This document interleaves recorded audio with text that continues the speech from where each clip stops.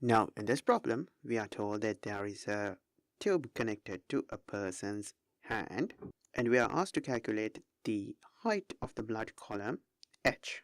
We know that the density of his blood is 1050 kilograms per cubic meter, and the pressure inside his body is 120 millimeters Hg. Now, we discussed about units of pressure. We are familiar with the term pascals, that is a Newton per square meter. But what is a millimeter Hg?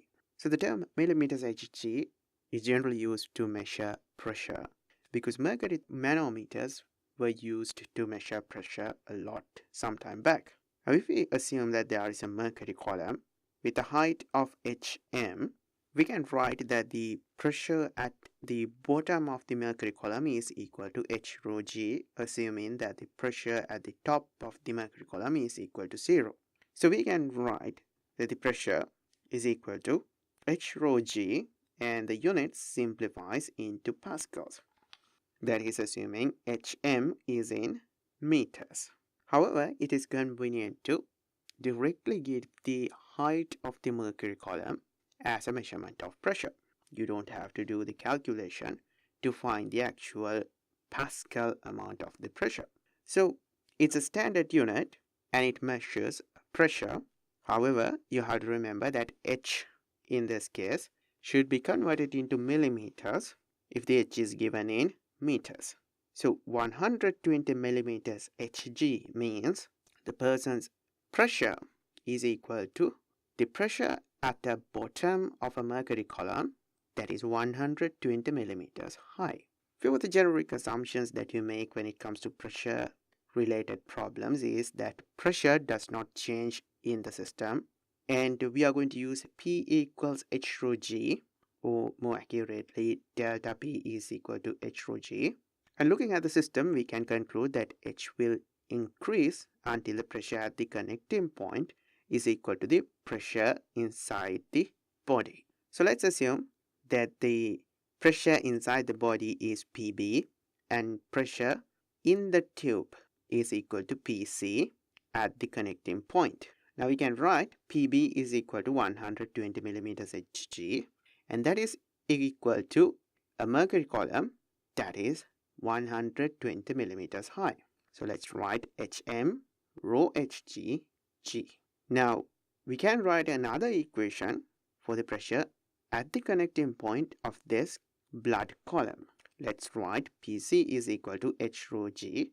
In this case, H stands for the height of the blood column, rho is the density of blood, and g is gravitational acceleration. Previously, we concluded that Pb is equal to Pc, so we can write Hm rho mercury g is equal to H rho g. Now what we have to find is H, and we can rearrange this equation to find H. And we can see that gravitational acceleration cancels out, and then we can substitute given values into this equation. And kilograms per cubic meter cancels out in our densities, and we are left with the answer in meters.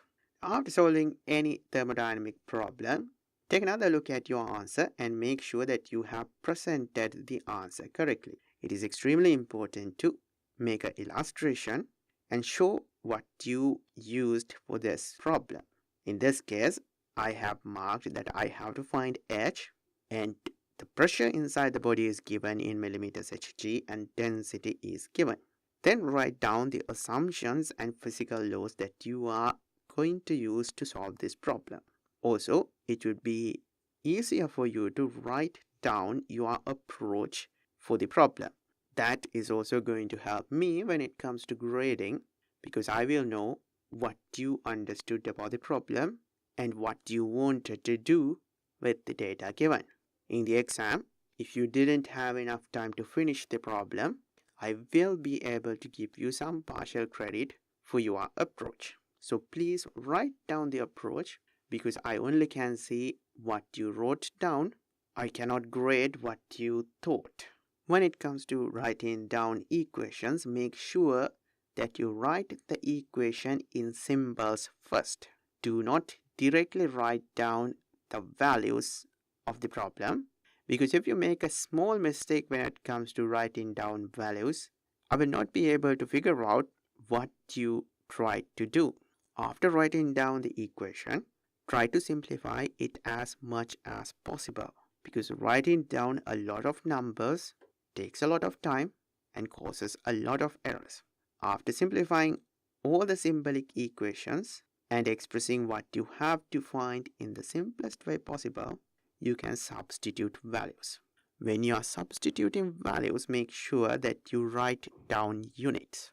Do not assume your final units are going to be this or that, because there is a very good chance that there is a factor of unit conversion. Make sure that you show all the unit cancellations or unit conversions in the problem. And also in this problem, I directly use 0.12 meters, but it would have been ideal if I showed the unit conversion from 120 millimeters into 0.12 meters. Finally, when you get the answer, box it and show what is your answer. And think about the answer, whether the answer is a possible value. For an example, if I get something like 155 meters for this question as the answer, I should be able to figure out that it is not a valid answer and I have made a mistake somewhere. Also make sure that the grader can clearly see the problem and read what you did. If you used multiple columns in the page, make sure that you draw a line to separate those columns so the grader can understand your work path.